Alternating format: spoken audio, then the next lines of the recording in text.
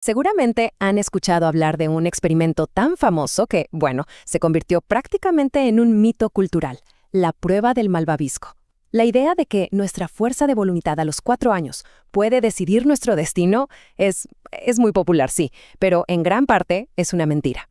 La premisa que se hizo famosa es súper simple.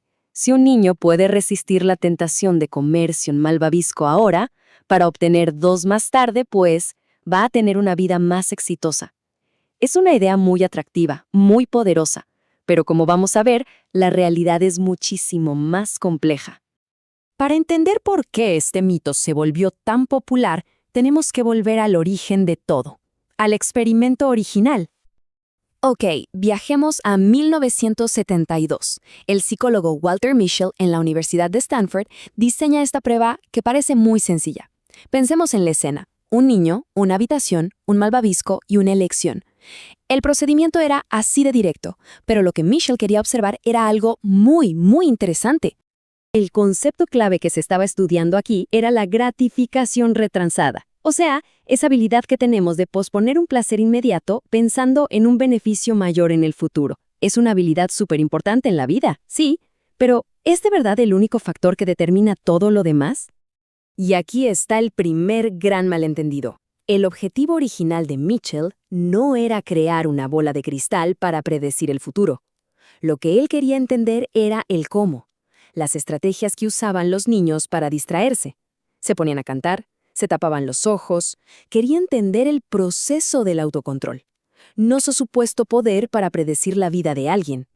Entonces, ¿cómo pasamos de un estudio sobre estrategias para no comerse un dulce a una historia casi de destino? Bueno, aquí es donde la ciencia se cruza con la cultura popular y las cosas, digamos, se simplifican, a veces demasiado. Como podemos ver aquí, el cambio fue gradual. En los años 80 y 90, algunos estudios de seguimiento encontraron correlaciones entre los niños que esperaban y mejores resultados académicos. Pero, y esto es clave, correlación no significa causalidad. Aún así, los medios y los libros de autoayuda tomaron esta idea y la convirtieron en un eslogan viral. Y así nació la leyenda. Esta frase se repitió hasta el cansancio en libros de desarrollo personal, en seminarios para ejecutivos e incluso en debates sobre políticas educativas. La idea de que el autocontrol era como una llave maestra para el éxito se convirtió en una verdad casi incuestionable para muchísima gente.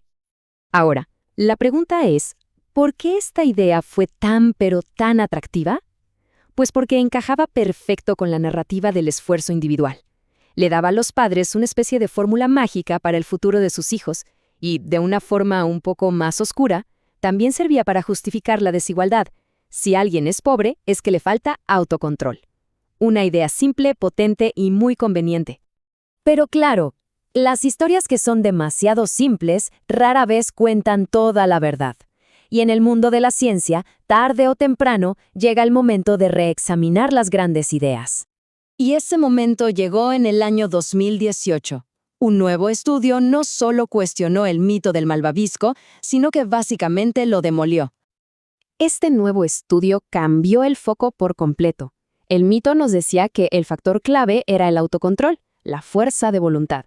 La realidad, en cambio, apuntaba a algo muy distinto: el entorno del niño, su contexto familiar y socioeconómico. ¿Y por qué este estudio de 2018 fue tan demoledor? Pues porque fue mucho más riguroso. A diferencia de los estudios originales, que se hicieron con un grupo pequeño de niños de Stanford, este nuevo análisis usó una muestra muchísimo más grande y, sobre todo, más diversa. Aquí está el golpe final. Cuando los investigadores tomaron en cuenta variables como el nivel educativo de los padres o los ingresos del lugar, ¿saben qué pasó? La correlación entre esperar por el malvavisco y el éxito futuro simplemente desapareció, se esfumó.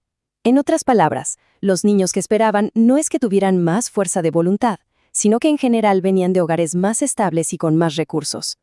Y esto nos lleva a una reinterpretación mucho más profunda y mucho más interesante de lo que de verdad estaba pasando en esa pequeña habitación. Si no era una prueba de fuerza de voluntad pura y dura, ¿qué estaba midiendo realmente el experimento? La respuesta, la verdad, nos cambia por completo la perspectiva. La conclusión es fascinante. Los niños no estaban fallando o teniendo éxito en una prueba de carácter.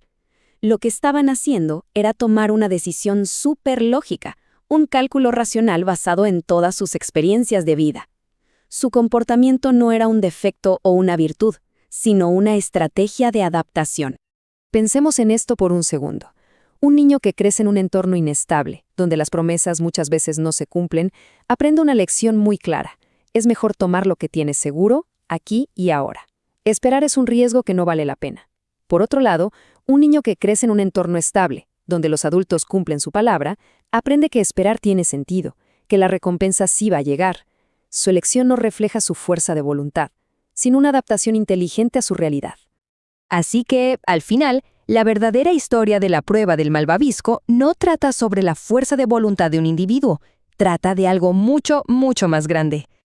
No se puede negar que el experimento tuvo un legado mixto.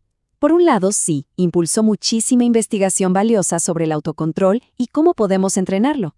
Pero por otro lado, su mala interpretación fue muy dañina, porque reforzó esa idea de culpar a la víctima y de ignorar el peso de la desigualdad. Y lo más irónico es que el propio Walter Mischel, el creador del test, expresó en sus últimos años su frustración por cómo su trabajo se había simplificado y distorsionado tanto. Él entendía perfectamente la complejidad del asunto, pero el mundo, al parecer, prefirió la historia simple. Y esta es, quizá, la conclusión más poderosa de todas. La prueba nunca fue sobre quién tenía más paciencia. En el fondo, era una prueba de confianza. Medía si el mundo le había enseñado a un niño que se puede confiar en el futuro, que las promesas se cumplen. Y esa es la idea final que nos deja esta historia. Nos obliga a preguntarnos cuántas otras de estas verdades que nos cuentan sobre el éxito y el mérito personal son en realidad historias que ocultan el enorme peso del entorno en el que nos tocó crecer. Cuántas otras pruebas de la vida son, en el fondo, un reflejo del mundo que nos formó.